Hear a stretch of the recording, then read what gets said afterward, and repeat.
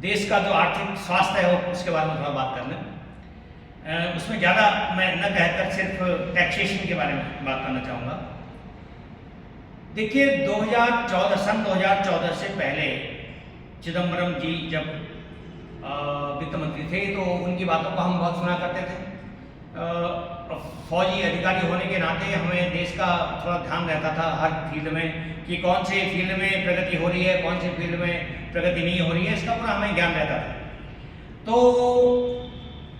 मैं आपको ये बता दूं कि मुझे फिगर लगभग सही याद है कि सबसे मैक्सिमम जो टैक्स डिपॉजिट उनके कार्यकाल में हुआ था वित्त मंत्रालय के माध्यम से रिजर्व बैंक ने जो जमा किया था पैसा, वो था 35,000 करोड़।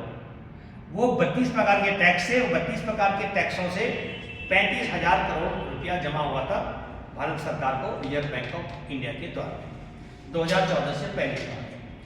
कल एक बहुत बेहतरीन और बहुत ऐतिहासिक खबर आई वित्त मंत्रालय से, वह यह कि एक साल का इसी अप्रैल में जो टैक्स कलेक्शन है, क्योंकि आप 32 प्रकार के टैक्सों को तो एक जीएसटी में बदली कर दिया गया, आप जानते ही हैं। तो इस अप्रैल तक का पिछले एक साल का जो टैक्स कलेक्शन सरकार का है रिजर्व बैंक ऑफ इंडिया के माध्यम से, वो है 2 लाख करोड़ से अधिक।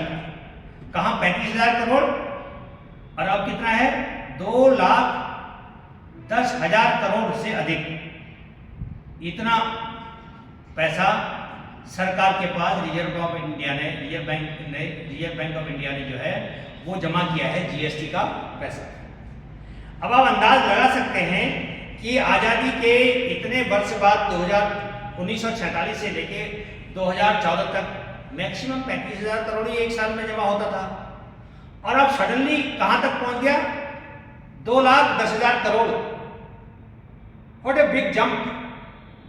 इससे आप अंदाज लगा सकते हैं कि देश में कितनी टैक्स की चोरी होती होगी। ये जो लोग ठगबंधन की हिसाब किताब रखते हैं, उनका प्रॉब्लम, असली प्रॉब्लम यही है कि जो पैसा उनकी जेब में जाता था वो अब सरकार को जाने लग गया है।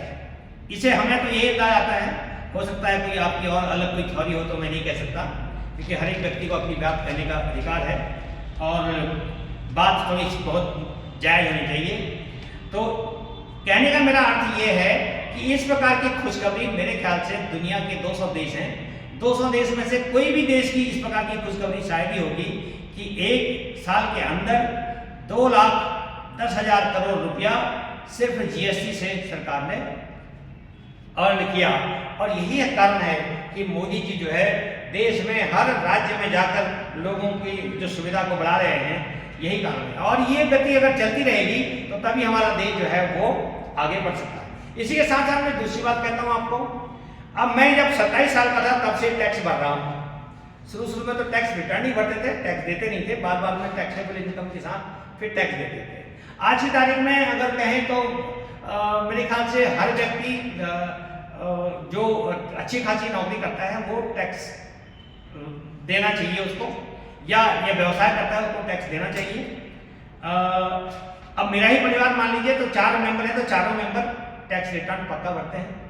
तो इस प्रकार से पहले जो टैक्स आता था, जो टैक्स लोग भरते थे, इनकम टैक्स की बात कर रहा हूं मैं, वो सन 47 से लेकर 2014 तक सिर्फ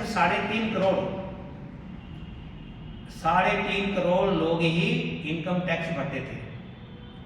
और आज मोदी जी के कार्यकाल में बिना किसी दबाव के लोग अपनी मर्जी से 8 करोड़ लोग इनकम टैक्स भरते हैं। तो कहां से कहां पहुंच गया, 3.5 करोड़ से 8 करोड़। अभी भी खैर लोगों को बहुत कुछ टैक्स देना चाहिए, ये सब मानते हैं इस बात को, परंतु फिर भी एक अकाउंटेबिलिटी तय हो रही है धीरे धीरे।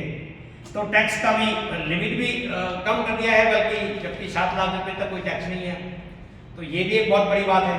तो इस प्रकार से कहने का अर्थ हमारा ये है कि अर्थशास्त्र के मामले में, जो आर्थिक स्थिति के मामले में, आर्थिक स्थिति से ही देश की प्रगति होती है, उसी से इंडस्ट्रीज आगे बढ़ेंगी, उसी से बढ़िया एम्प्लॉयमेंट मिलेगा, उसी से एजुकेशन अच्छी होगी, उसी से हेल्थ अच्छी होगी, उसी से बाकी सुविधाएं लोगों के रहन सहन की अच्छी होंगी, और उसी से जो और सुविधाएं दी जा रही हैं फ्री राशन के हो, गरीबों को की समस्या का समाधान हो, विभिन्न प्रकार के समाधान है वो आप आए दिन आप सुनते रहते हैं। उनकी तो बहुत बड़ी लंबी लिस्ट है, मैं यहाँ गिनाना नहीं चाहूँगा। लेकिन जो टैक्स की अर्निंग जो देश में सरकार से को हो रही है, इसके लिए मैं वर्तमान मोदी सरकार को, वित्त मंत्रालय को और श्री अरुण जेटली जी बेचारे गुजर गए हैं, उनके अथक परिश्रम को हम सलाम करना चाहेंगे। और ये बहुत बड़ी खुशी की बात है देश के लिए कि इस प्रकार की हर साल अब इनकम हुआ करेगी, तो वैसे ही देश अभी आगे बढ़ने वाला है, थर्ड इकोनॉमी वर्ल्ड की बनने वाली है।